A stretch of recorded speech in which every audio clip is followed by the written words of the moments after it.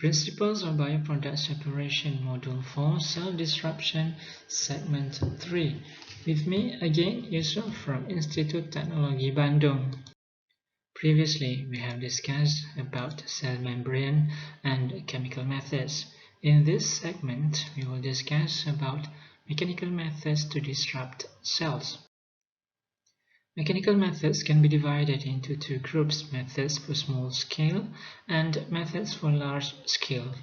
For small scale, the methods include homogenization in Waring blender that is effective for mycelial organisms and other animal cells or tissue. Second is grinding with abrasives, and third is ultrasonification. Both are effective methods for cell suspension. For large scale, the methods include homogenization and crushing that are common unit operations in chemical processes and food industries. Figure in the left shows an example for homogenization of biological materials. A parent cell size drops from its initial high value to a constant value due to cell wall rupture after 30 minutes. The activity of enzyme fumarase starts near zero and then rises to a high constant value, mirroring the drop in particle size. If the product is fumarase, then 30 minutes is reasonable.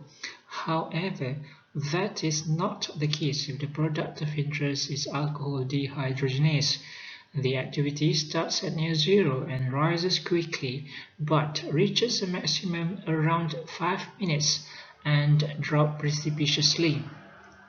Hence, the homogenization time is highly dependent on the product of interest. The correlation between product concentration and time can be expressed by an empirical equation as shown in equation 1, where tau is the time constant for cell rupture of product release. Most often, we want to know how tau varies with process conditions like shear and pressure. A homogenizer, as shown in the figure, homogenizes the feed by shearing it between the piston and the valve stator. The amount of shear and consequently cell rupture will be a function of many variables, including upstream gauge pressure, frequency of piston oscillation, fluid density, and gap between the piston and the stator. We can correlate the variables with the time constant using dimensional analysis. We assume that tau is an exponential function of all important variables in the homogenizer, as shown in equation 2, where alpha, beta, gamma, and delta are empirical. The dimension of tau must equal the combined dimensions of all the variables on the other side, as shown in equation 3, where T, M, and L represents the dimensions of time, mass, and length. The dimensions on each of equation 3 must be the same to yield equation 4 to equation 6.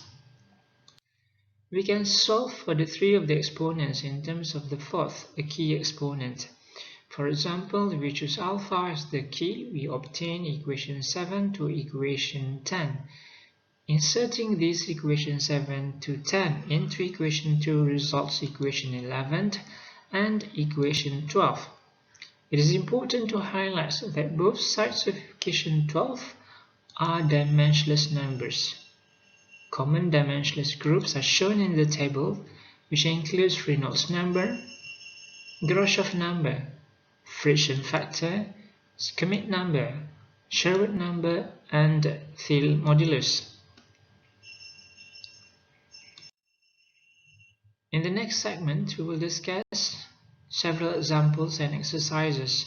Until then, I am Yusuf from Institut Teknologi Bandung.